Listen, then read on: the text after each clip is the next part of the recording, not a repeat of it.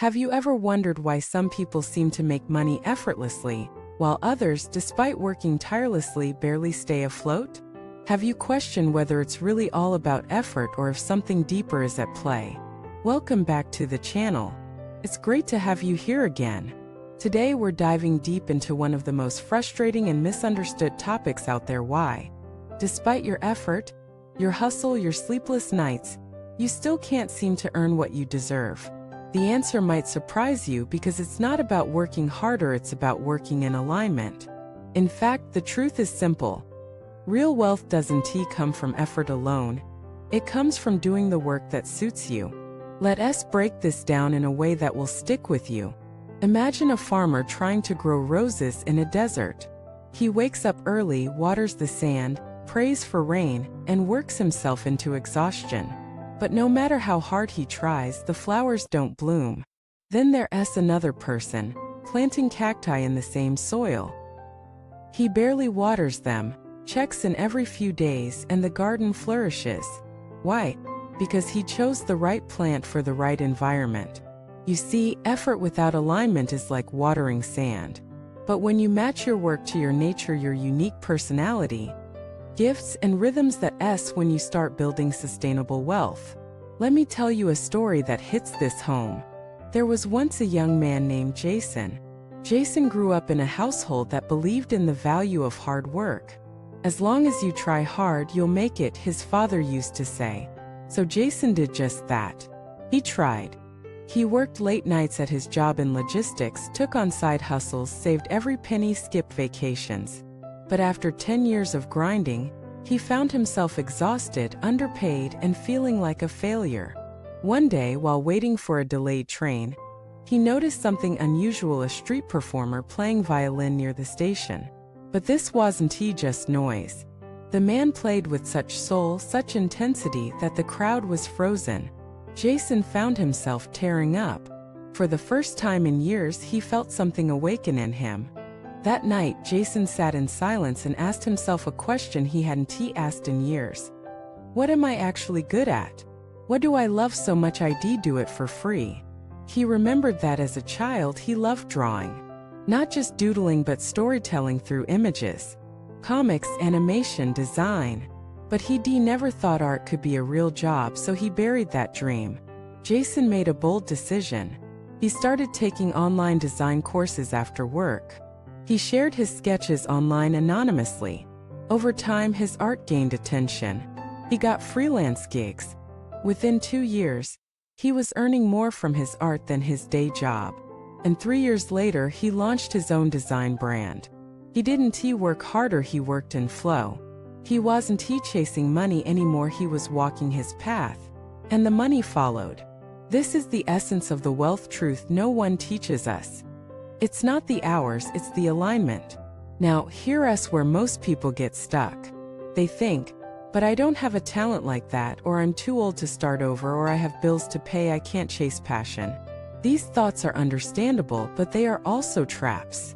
Because what makes someone rich isn't always flashy talent, it's knowing how to find the overlap between what they love, what they're good at, what people need, and what they can get paid for. Let us break this down. There are 4 key words: love, skill, demand, value. Love is what excites you. Skill is what you're naturally or practicably good at. Demand is what others need.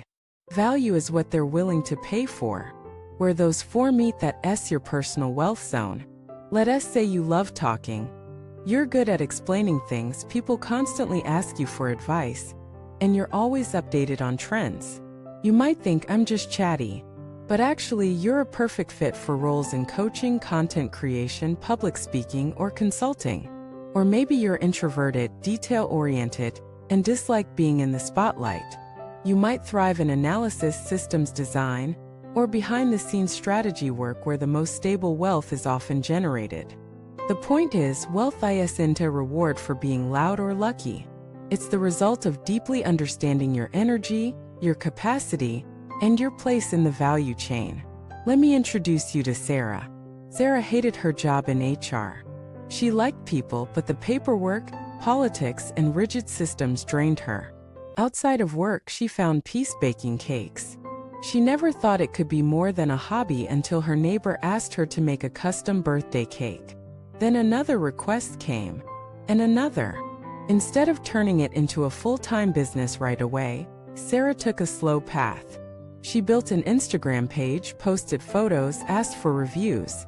Soon she had regular weekend orders. She scaled carefully, offering classes, creating DIY kits. Now she runs a 6-figure bakery brand from her home.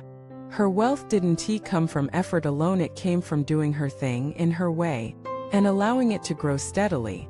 But here's something even more profound. Wealthy people rarely try to become someone else.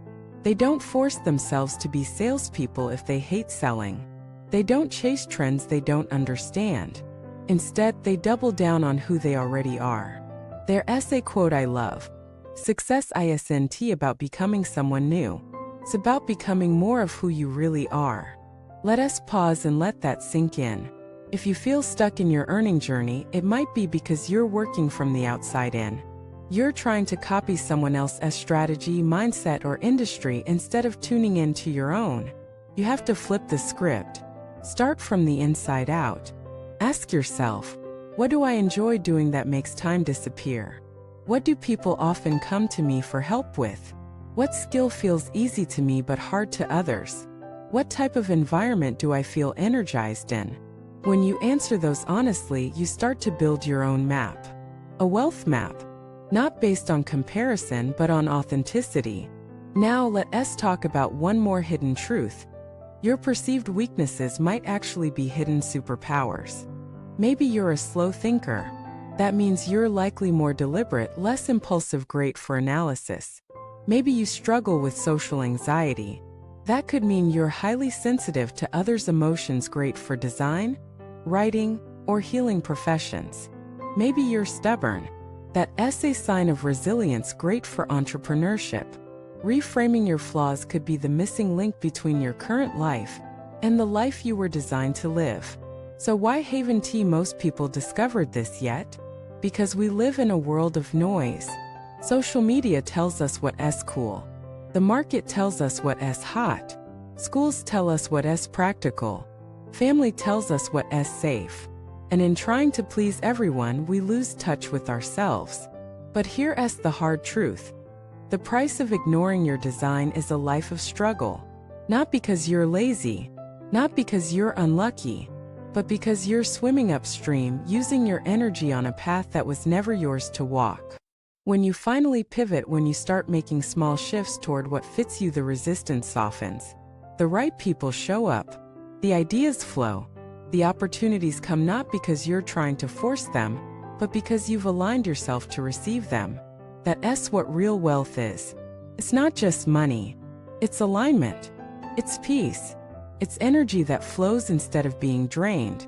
I want you to sit with this question tonight. What if I'm not failing?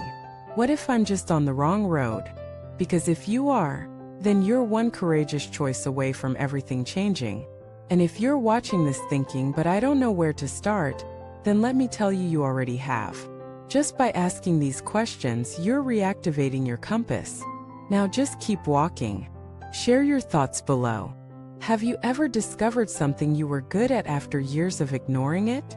Have you ever felt like a job or path was choking you, but you didn't know how to pivot? Your story might inspire someone else, and your truth might be the doorway to your next chapter. If you got value from this video, please consider liking, subscribing, and leaving a comment. This community grows because of you. Thank you for watching. I'll see you in the next one.